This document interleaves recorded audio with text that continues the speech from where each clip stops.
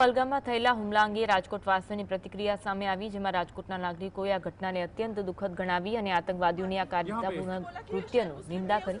તેમણે સરકારની તાત્કાલિક અને કડક કાર્યવાહીની માંગ કરતા જણાવ્યું, આતંકવાદીઓને ઠાર કરવા જોઈએ અને તેમને સરકાર પર સંપૂર્ણ ભરોસો છે. हम बचा देगा, कोई बात नहीं भाई, तकरीबन फोन दब से मन युवा डिजाइन किया है। ठीक है हम बचा देंगे ना, आप टेंशन मत लो, मैं आ रहा हूँ। मैं कहाँ पे आपका ये हस्बैंड?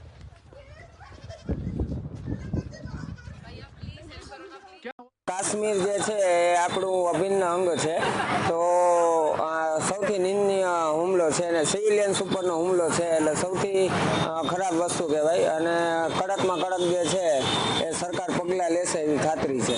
પુલવામા અટેક બાદ સૌથી મોટો હુમલો ગણવામાં આવે એ વાત સાચી છે કે પુલવામા અટેક પછી જે છે એ સૌથી મોટો હુમલો છે, પણ મને ભરોસો છે કે આપણી જે ભારત સરકાર જે છે એને અગત્યતા લઈ અને આ મુદ્દા ઉપર જે છે એ ચોક્કસથી મોટો નિર્ણય જે છે એ સરકાર લેશે.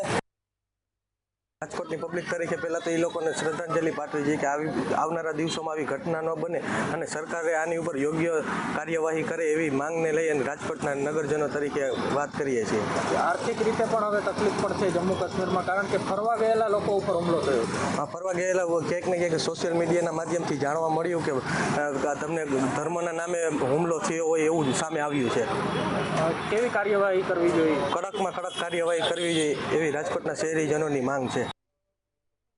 જમ્મુ કાશ્મીરની અંદર 28 લોકોના નિર્દોષ લોકોના મોત થયા છે, તેને હું શ્રદ્ધાંજલિ આપું છું ને આ બહુ જ નિંદનીય વાત કહેવાય કે આતંકવાદીઓ આવી અને જે ફરવા ગયા હતા નિર્દોષ લોકો હતા એ લોકોને સીધો ગોળીબાર કરી, કાંઈ પણ પૂછ્યા વગર સીધો ગોળીબાર કરી અને મોતને ઘાટ ઉતાર્યા છે. તે બહુ જ નિંદનીય વાત છે.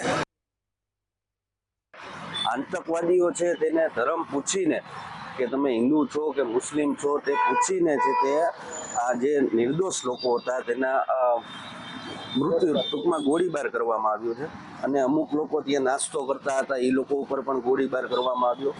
સરકારને એટલી જ અપીલ છે કે આ લોકો જે આતંકવાદીઓ હતા તેના ઉપર કાયદેસર જે કાંઈ કાર્યવાહી થતી હોય તેને ઠાર કરવામાં આવે.